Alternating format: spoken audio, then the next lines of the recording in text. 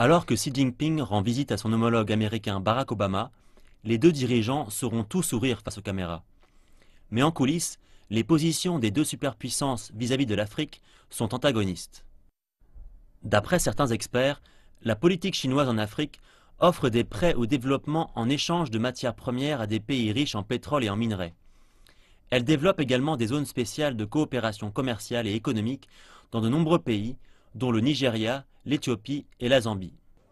Ce qu'a fait la Chine est très simple. Nous avons besoin de vos ressources, nous avons besoin de votre pétrole, nous avons besoin de votre cuivre. Et pour s'assurer d'un approvisionnement sur 5 voire 10 ans, car les Chinois ont tendance à voir à long terme, nous sommes heureux de vous proposer des prêts auxquels seront adossées vos ressources naturelles. Avec ces prêts, vous pourrez construire des routes, des voies ferrées et des infrastructures. Et les États-Unis en prennent note.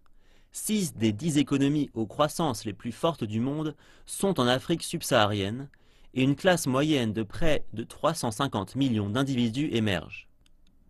Le récent voyage du président Obama au Kenya et en Éthiopie avait pour objectif de profiter de cette réalité en mettant la priorité et en promouvant le commerce et l'investissement américain en Afrique, en augmentant la capacité commerciale de l'Afrique et en élargissant l'accès préférentiel des produits africains au marché des États-Unis.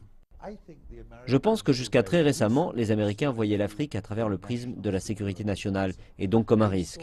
Ils voyaient ce continent comme étant un lieu dangereux, où ils auraient à combattre le terrorisme. Cependant, au cours du second mandat du président Obama, il a été capable de se défaire un peu de cette façon de penser. Nous avons alors assisté à un nouvel engagement, motivé par le sentiment qu'il faut rattraper la Chine qui a pris une avance significative.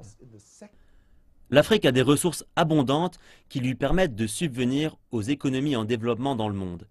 Et avec davantage d'investissements prévus pour la décennie à venir, les pays africains vont en tirer un grand profit.